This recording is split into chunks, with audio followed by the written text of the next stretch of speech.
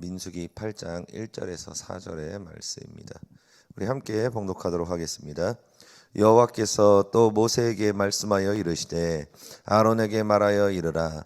등불을 켤 때에는 7 등잔을 등잔대 앞으로 비추게 할지니라 하시매 아론이 그리하여 등불을 등잔대 앞으로 비추도록 켰으니 여호와께서 모세에게 명령하심과 같았더라.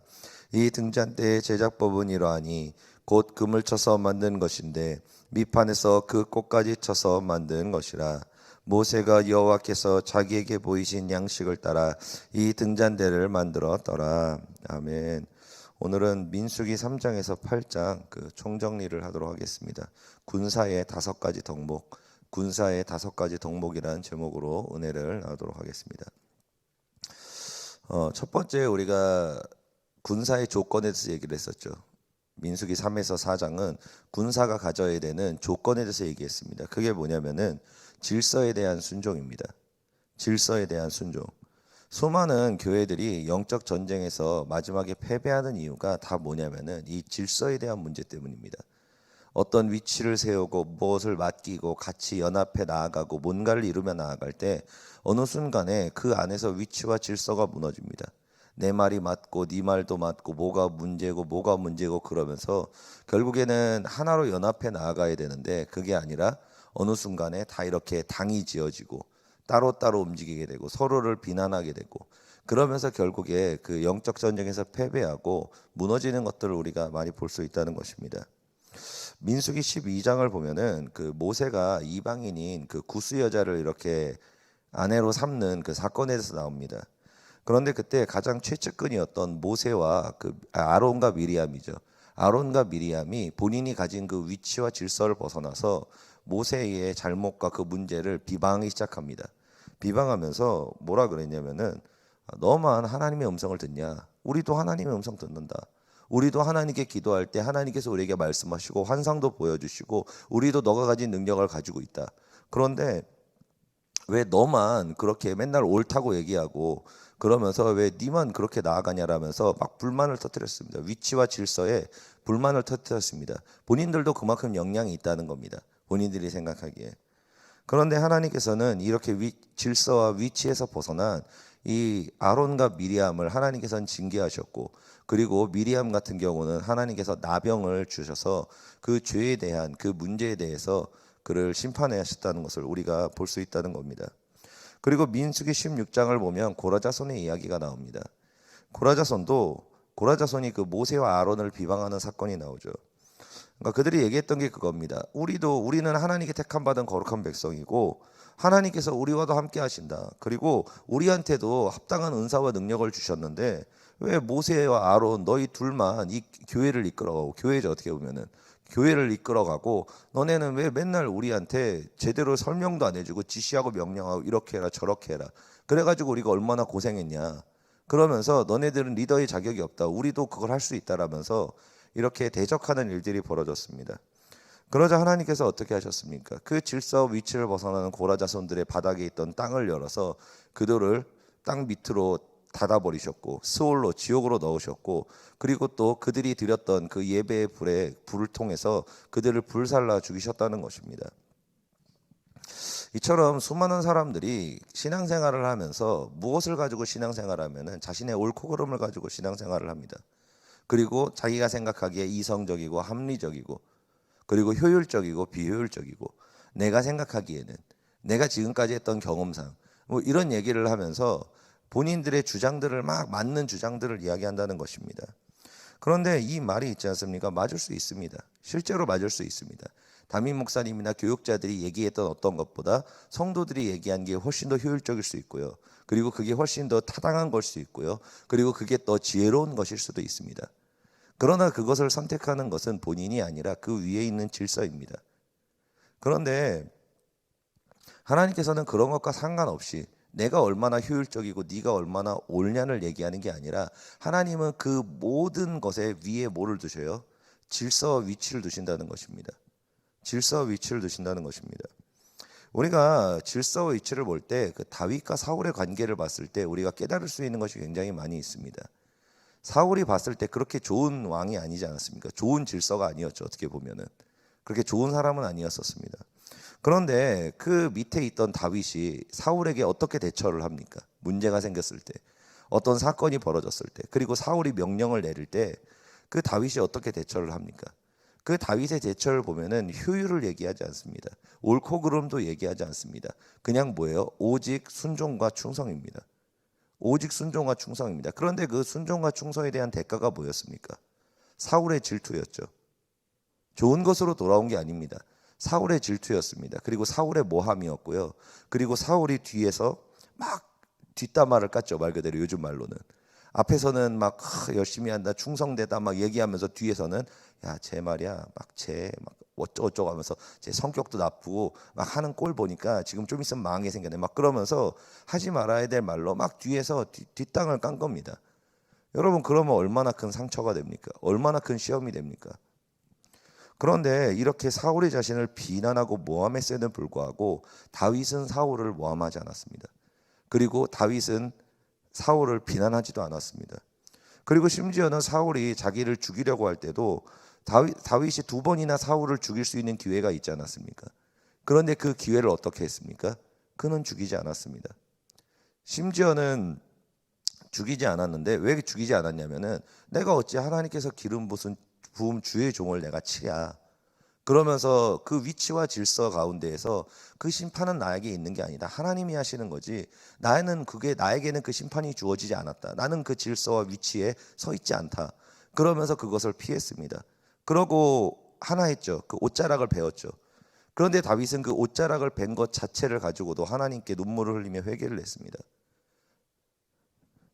여러분, 우리가 세상 사람들이 우리가 볼 때는 굉장히 어리석은 부분이죠. 진짜 호구 중에 극상 호구 아닙니까? 어떻게 사람이 이렇게 배알도 없고 생각도 없고 정말 바보 같고 멍청하고 어떻게 사람이 이럴 수 있습니까? 그런데 하나님께서는 이렇게 하나님의 말씀과 그 질서의 위치에 순종하는 다윗에게 무엇라고 말씀하셨냐면은 이렇게 말씀하셨습니다. 사도행전 13장 22절에 다윗을 왕으로 세우시고 증언하여 이르시되 내가 이새의 아들 다윗을 만나니 내 마음에 합한 사람이라 내 뜻을 다 이루리라 하시더니 아멘. 하나님께서 위치와 질서를 지켰던 그 다윗을 향해서 뭐라고 얘기했습니까? 넌 호구다. 왜 이리 멍청하게 사냐? 그렇게 얘기했습니까? 다윗은 나의 마음에 합한 자다. 내가 가진 뜻이 있는데 그 모든 뜻을 다윗을 통해서 내가 이루겠다. 그러면서 모든 삶에서 가장 극상의 칭찬을 하나님께서 하셨다는 것입니다. 여러분, 질서와 위치에 순종하는 것은 아무나 할 수 있는 게 아닙니다. 아무나 할 수 있는 게 아닙니다. 이 위치와 질서에 순종하는 자는 하나님을 향한 절대적인 신뢰가 있는 자만 할 수 있습니다. 그리고 내 삶과 내 생명을 하나님께 정말로 내어드린 자, 완전히 맡긴 자만이 이 질서와 위치에 순종할 수 있다는 것입니다. 왜 그러냐면은 디모데후서 2장 4절에 이렇게 말씀하고 있습니다. 병사로 복무하는 자는 자기 생활에 얽매이는 자가 하나도 없나니 이는 병사로 모집한 자를 기쁘게 하려 함이라. 아멘.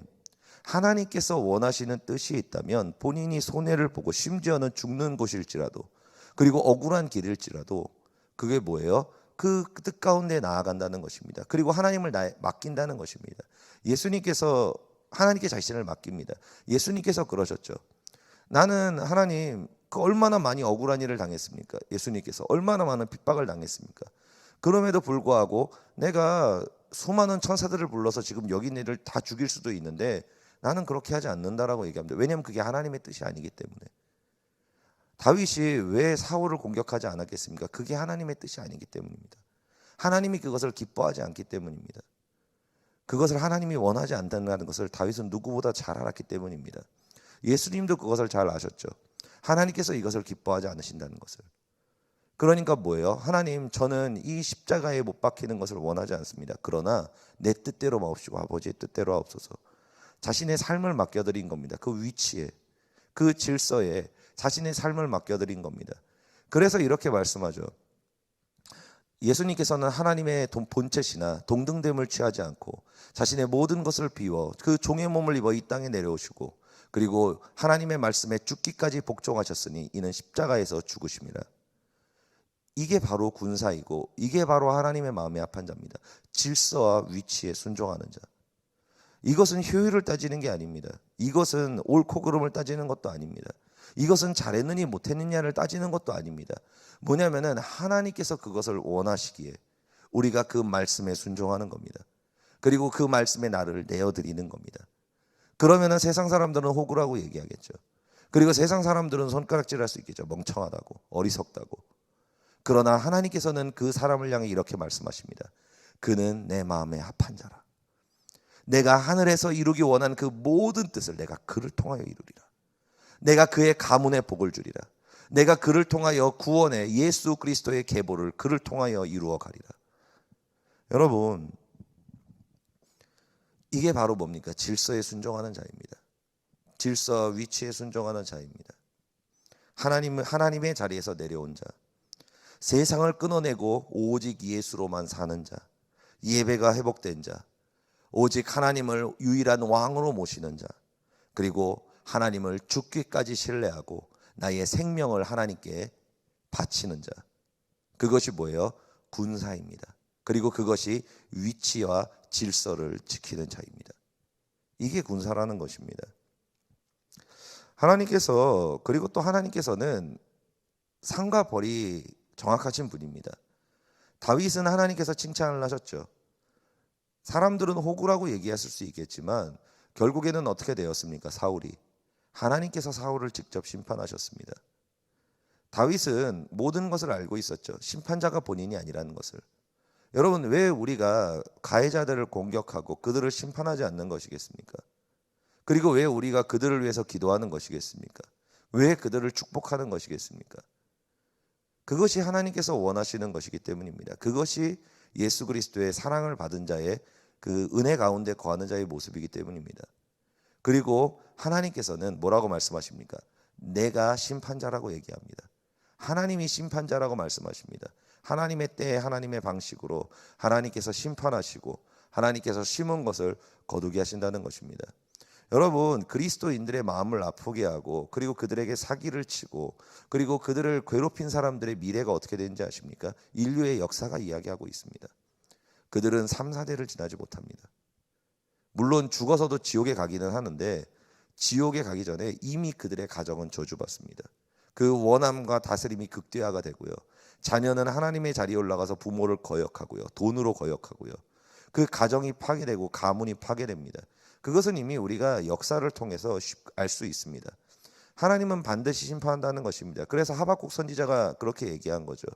맨 처음에는 저들이 왜 이렇게 잘 삽니까? 저들은 왜 이리 부자입니까? 저렇게 악한 사람들이 왜 이렇게 행복하게 살아가는 겁니까? 그러니까 하나님께서 그에게 말씀하셨죠. 내가 그들을 심판할 것이다. 그들은 멸절될 것이고 그들은 그 지옥의 밑바닥에서 고통을 받게 될 것이라고 하나님께서 말씀하셨습니다. 여러분, 하나님은 공의의 하나님입니다. 심은 것을 그대로 거둡니다. 우리가 하나님의 말씀과 그 선함을 심으면은 그 선함이 하나님께 드려져서 우리에게 거두어지고 우리가 하나님의 말씀을 지키지 않고 내가 하나님의 자리에 올라가면 그 열매를 내가 거두게 된다는 것입니다. 그래서 하나님께서는 이 복음의 그 은혜의 계보를 이어가고 주님이 오실 길을 예비하는 그 거룩한 명문 가정 그리고 명문 가문이 되기 위해서는 너가 군사가 되어야 된다. 너가 세상을 이기는, 예수 이름의 세상을 무릎 꿇게 하는 군사가 되어야 한다고 말씀하십니다. 그리고 그 가장 핵심적인 조건이 뭐라고요? 질서의 순종입니다. 하나님을 신뢰하는 자, 나의 모든 생명을 하나님께 맡긴 자, 그것이 바로 질서에 순종하는 자라는 것입니다. 그리고 두 번째로 민수기 5장은 세 가지의 죄를 해결한 자가 군사가 된다고 말씀하고 있죠. 나병과 그리고 또 유출병과 그리고 관계에 대한 문제입니다.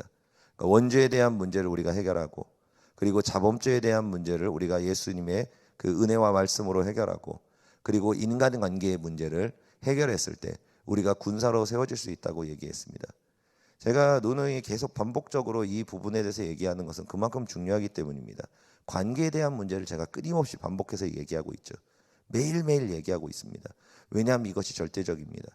여러분, 가정 안에서 관계도 똑같습니다. 왜냐하면은 내 남편과 내 아내와 내 자녀라고 얘기하지만 사실 그들이 모두 다 하나님의 자녀들입니다. 그렇기 때문에 우리가 우리의 소유물은 없습니다. 내 것은 아닙니다. 하나님께서 나에게 맡겨주신 것뿐이지 내 것이 아니라는 것입니다. 그런데 우리는 그것을 망각할 때가 있습니다. 하나님의 자리에 올라서 내 것이라고 생각하면서 내가 휘두르려고 그러고 내 마음대로 이끌려고 그러고 내 마음대로 어떻게든 하려고 그럽니다. 그런데 그 중심에는 뭐가 있냐면은 사랑이 아니라 사랑 위에 뭐가 있어요? 하나님의 자리에 올라가서 내 뜻대로 내 마음대로 내 생각대로 하지 않는 상대방을 내가 꺾어버리고 싶은 거예요. 그래서 내 명령을 듣게 만들고 싶은 거예요. 그 죄가 있다는 것입니다. 그런데 그러다 보니까 어떤 문제가 생겨요? 내가 상대방의 그 마음을 배려하지 않고 하나님의 자리에 올라가서 하나님의 때도 아닌데 하나님의 방법도 아닌데 내 때와 내 방법을 가지고 상대방을 옮가버립니다.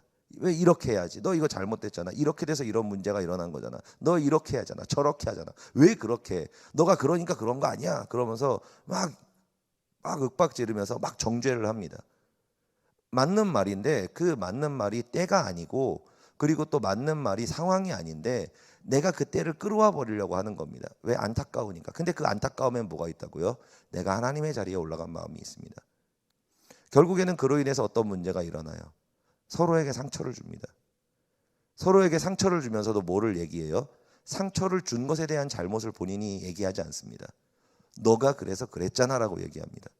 너가 그래서 그런 거 아니야. 내 말을 안 들어서 그런 거 아니야. 너가 이렇게 안 하니까 그런 거 아니야. 이렇게 얘기합니다. 그런데 이것은 뭐예요? 저주죠. 그러니까 서로 상처받게 되고 서로 원한을 품게 되는 겁니다. 물론 뭐 가족은 뭐 가족이기 때문에 남편과 아내는 칼로 물베기라 그러죠. 그러니까 서로 포기합니다. 그런데 여러분 그것은 원하는 마음 가운데 품었지만 가족이라는 이름으로 포기하는 것뿐입니다. 그 원하는 그대로 있습니다. 자녀는 부모에게 원한이 있고요. 남편은 아내에게 원한이 있고요. 아내는 남편에게 원한이 있습니다. 남편은 아내에게 원한이 있습니다. 그것을 우리가 가리면서 그냥 포기하며 살아갑니다. 그런데 그게 뭐예요? 해결되지 않은 원한들입니다. 가장 가깝게 된 가정 안에서 그리고 그 다음에는 친구 관계와 여러 가지 주변의 사람 관계 안에서 우리가 원한을 품고 살아간다는 것입니다. 이 원한이 뭐예요? 나와 하나님의 관계를 막습니다. 하나님의 음성을 듣지 못하게 합니다. 듣는 것 같은데 들리지가 않습니다. 하나님의 때를 알지 못하게 합니다. 하나님의 뜻을 하나님의 방법을 우리가 제대로 알지 못하게 합니다. 그래서 하나님께서는 군사의 위치를 얘기하신 다음에 이 죄의 문제, 관계의 문제, 너에 대한 죄, 원죄와 자범죄, 그리고 뭐예요? 주변에 있는 사람들의 원한에 대해서 너가 점검해야 된다고 얘기합니다.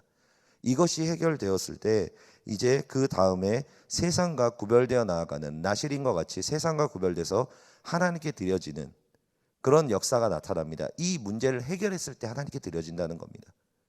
이 문제를 해결하지 않으면 하나님께 온전히 드려지지가 않습니다. 온전히 드려지지가 않는다는 것입니다. 그리고 나서 우리가 나실인의 세 가지 조건을 통해서 우리가 하나님께 드려지고 그 다음에 이제 민수기 7장에서는 이렇게 하나님께 드려지니까 예배가 회복되기 시작합니다. 무너진 예배가 회복되기 시작하죠. 하나님께서 예배를 드리라 그러죠. 5가지를 통해 가지고 소제, 속건제, 속죄제, 번제, 화목제를 통해서 하나님께서 그 하나씩 그 죄의 문제를 관계의 문제를 해결해 가십니다. 깨어진 마음으로 하나님께 우리가 소제를 드리고 그리고 이제 인간관계의 문제를 하나님께서 정리해 주십니다. 속건제의 문제, 원한을 품은 문제를 하나님께서 씻어 주십니다. 그리고 또 하나님과의 관계의 죄의 문제를 또 씻어 주시죠. 그렇게 하니까 우리가 하나님께 번제를 통해서 온전히 하나님께 드려지니까 이제 하나님과 정말로 화목해지는 겁니다. 태초에 아담과 하나님께서 화목하셨던 것처럼 그 화목이 회복이 된다는 것입니다. 그러니까 어떤 역사가 일어나요? 화목해지니까 하나님의 음성을 듣게 됩니다. 하나님께서 그때부터 정말로 말씀하시기 시작합니다. 여러분들이 가장 성령 충만했을 때, 가장 은혜가 넘쳤을 때, 그리고 가장 선을 많이 베풀었을 때를 한번 생각해 보시기 바랍니다. 그런 거 느껴보신 적 있죠? 어떤 일이 딱 있는데 그 마음 가운데서 성령님이 미세하게 말씀하십니다. 이렇게 해야 된다. 저렇게 해야 된다. 나가야 된다. 멈춰서야 된다. 그게 뭐예요? 그 음성이 들리는 것은 내가 하나님과의 관계의 문제가 어느 정도 해결된 사람들이 들립니다. 근데 우리가 그 음성이 들리지 않고 잘 들리지 않는 것은 무언가가 하나님과 나를 막고 있다는 것입니다. 무언가가 막고 있죠. 그래서 우리가 이 예배를 통해서 그 막힌 담을 허물어 가야 된다는 겁니다. 그러면 하나님의 음성이 들리기 시작합니다.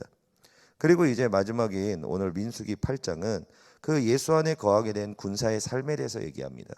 우리가 이제 예배도 다 회복이 됐죠. 그러니까 어떻게 돼요? 이제는 성소 안으로 들어가는 겁니다. 예수 안에, 그 하나님 안에 거하서 이제 우리가 나아가게 됩니다. 그러면은 그 성소 안은 어떻습니까? 2절에 보면은 등불을 켤 때에는 7등잔을 등잔대 앞으로 비추게 할지니라라고 얘기하고 있습니다. 그게 뭐냐면은 성막은 창문이 없습니다. 오직 그 앞에 있는 들어가면 왼쪽에 있는 그 7촛대의 빛으로만 이렇게 생활하고 움직일 수가 있습니다. 그러니까 하나님께서 말씀하시기 뭐냐면 그 촛대의 방향을 그 앞쪽을 그 앞에 정면에 있는 떡상을 향해 두라는 겁니다. 떡상을 향해 두라는 겁니다. 그게 뭡니까? 항상 너희가 삶을 살아갈 때, 군사가 살아갈 때는 하나님의 말씀을 먹어야 되는데 그 말씀을 성령의 조명 아래 먹어야 된다는 것입니다.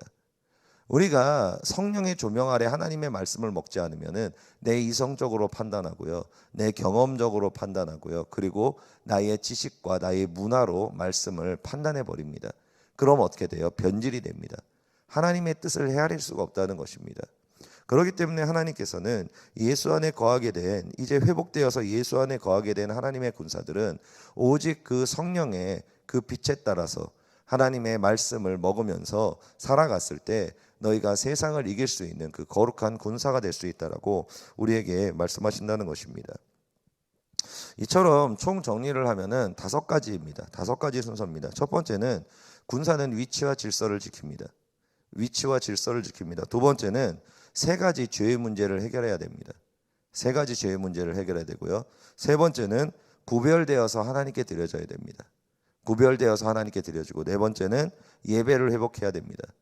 예배를 회복하고, 그리고 마지막으로는 성령의 조명을 받아 예수 안에서 살아가야 됩니다. 이렇게 하는 자들은 이제 하나님의 군사로서 세상을 예수 그리스도의 이름에 무릎 꿇리게 하고, 그리고 주님의 오실 길을 예비하는 거룩한 하나님의 자녀로서 그 명문 가정을 넘어서 명문 가문으로 하나님의 뜻을, 그 하나님의 뜻을 이 땅에 이루어 나아가는 하나님의 거룩한 통로자가 된다는 것입니다. 이제 내일부터 또 쭉 이제 진행이 되는데, 다음 주부터 진행이 되는데, 이제는 좀 더 디테일하게 진행이 됩니다. 이 다음부터는 이제 6월절 어린 양, 모든 것을 시작하는 6월절 어린 양으로부터 시작이 돼가지고 이제는 왜 교회가 부흥하는지, 부흥하지 못하는지, 그 굉장히 디테일한 이제 내용들에서 나옵니다. 그러니까 이 바로 앞에 있는 8장까지는 아까 얘기했던 군사의 전체적인 덕목을 얘기합니다. 덕목을 얘기하고 이제 6월절을 기점으로 해가지고 이제 군사들이 이제 교회 생활을 하면서 세상을 예수 그리스도께 무릎 꿇리는 정확한 방법에 대해서 나옵니다. 원래 오늘 뒤에 그 레위인들의 정결 예식들이 있습니다. 근데 그거는 굳이 얘기는 안 한 거는 그 나실인이 하나님께 드려지는 것과 비슷합니다.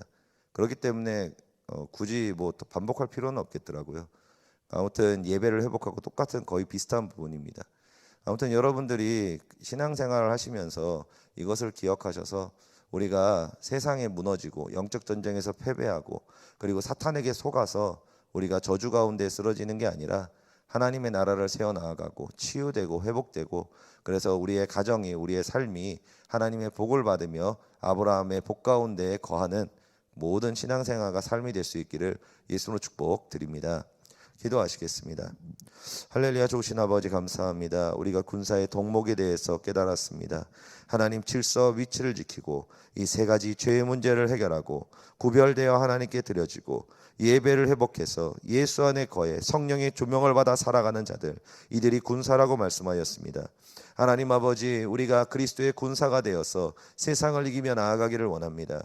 사탄이 우리를 밀가부르듯 하려 하고 우리를 죽이고 멸망시키려고 하나 우리가 하나님의 군사가 되어서 주님의 능력과 그 권세로 예수 그리스도의 이름 앞에 세상을 무릎 꿇리게 하는 거룩한 명문 가정이요 명문 가문이 될 수 있도록 하나님, 우리 각자 한 사람 한 사람을 사용하여 주시고 붙들어 주시고 능력을 더하여 주옵소서. 우리를 통하여 마지막 때를 인도하시고 이끌어 가시는 주님께 감사드리며 예수 그리스도의 이름으로 기도드립니다. 아멘.